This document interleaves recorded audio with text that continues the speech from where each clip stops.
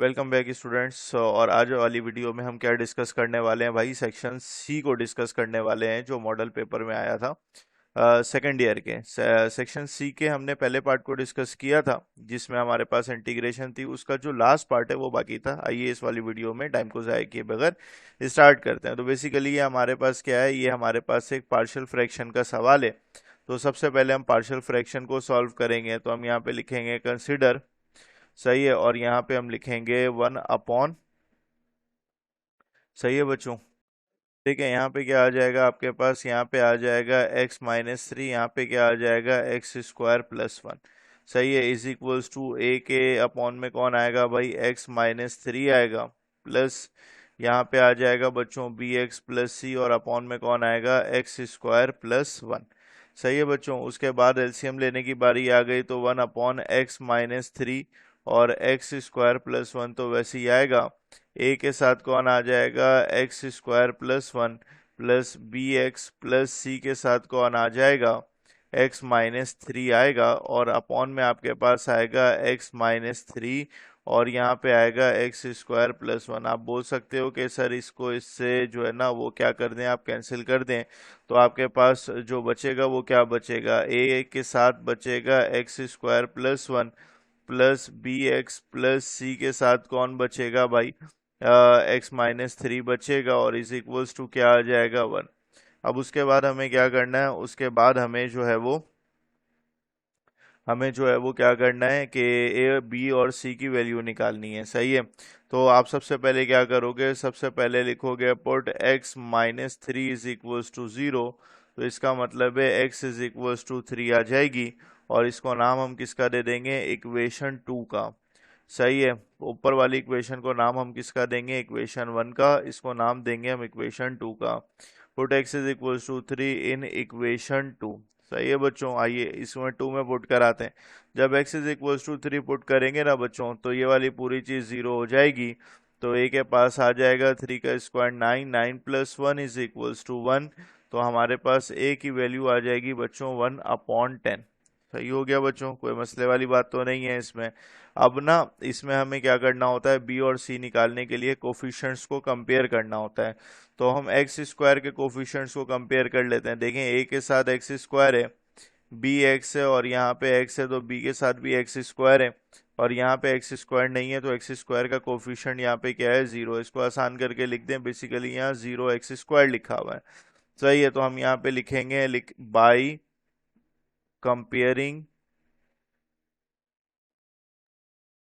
The coefficients of x²। तो आपके पास आएगा a + b is equals to 0। तो बच्चों b की वैल्यू क्या आ गई, -a आ गई। a की वैल्यू आपके पास 1/10 थी, तो ये हो गया -1/10, सही है। उसके बाद हम क्या करेंगे, उसके बाद सर हम x के कोफिशिएंट्स को कंपेयर करा लेते हैं। तो हम x के कोफिशिएंट्स को कंपेयर करा लेते हैं by comparing the coefficient of x, सही है। Second highest power of x भी कह सकते हैं, हाई इसको हाईएस्ट पावर ऑफ एक्स भी कह सकते हैं, सही है। तो आपके पास जो है ना वो एक्स आपके पास किसके साथ आ रहा है, bx और 3, मतलब ये आ गया आपके पास -3b, और उसके बाद आपके पास क्या आ गया, +c। ठीक है, सी क्यों सर, सी एक्स के साथ 1 है ना, तो सी मल्टीप्लाई हो जाएगा, तो +c इज इक्वल्स टू क्या हो जाएगा, 0। एक्स के कोफिशिएंट्स को कंपेयर कराने पे ये वैल्यू आई। तो इसका मतलब है सर सी की वैल्यू क्या आ सकती है, 3b आ सकती है। सर 3b की जगह पे -1/10 ला के रखेंगे, तो सी की वैल्यू आ जाएगी -3/10।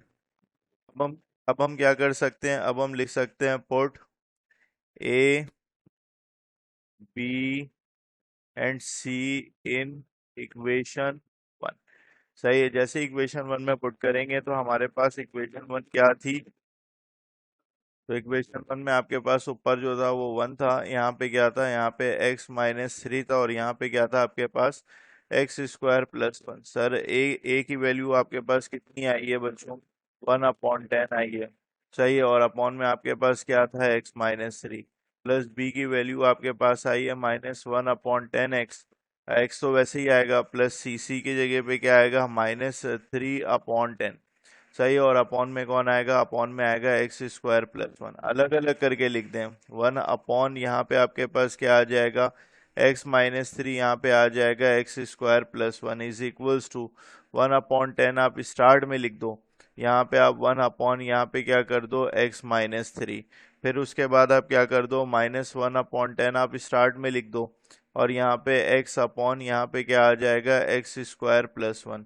फिर -3/10 आप स्टार्ट में लिख दो, और यहाँ पे अपॉन में क्या लिख दो, यहाँ पे 1/, यहाँ पे क्या लिख दो आप x² + 1। ये मैंने अलग अलग कर दिया। अब मैं क्या करता हूँ, इंटीग्रेटिंग ऑन बोथ साइड। जैसे ही मैं इंटीग्रेशन बोथ साइड अप्लाई करता हूँ बच्चों, लिखना पड़ेगा इंटीग्रेटिंग ऑन बोथ साइड। जैसे ही अप्लाई करता हूँ, ठीक है बच्चों, यहाँ पे आपके पास क्या आएगा x-3 आएगा, यहाँ पे क्या आएगा x² + 1। सही है। इज इक्वल्स टू, यहाँ पे क्या आ जाएगा 1/10 आ जाएगा। यहाँ पे इंटीग्रेशन अप्लाई हो गई, dx/x-3 आ जाएगा। -1/10 आएगा, इंटीग्रेशन आएगी, और x dx अपॉन आपके पास x² + 1 आ जाएगा। -3/10 आएगा, integration of dx upon x² + 1 आ जाएगा। ये इंटीग्रेशन करते हैं तो ये हो जाएगा 1/10, यहाँ पे आ जाएगा ln, और ये हो जाएगा x-3। सही है। ये -1/10, सर x² का डेरिवेटिव होता है 2x, तो 2 से मल्टीप्लाई डिवाइड कर दिया, इस पूरे का डेरिवेटिव ऊपर बन गया, तो ये आ जाएगा आपके पास 1/2 तो आएगा डिवाइड वाला, यहाँ आ जाएगा ln x² + 1 -3/10।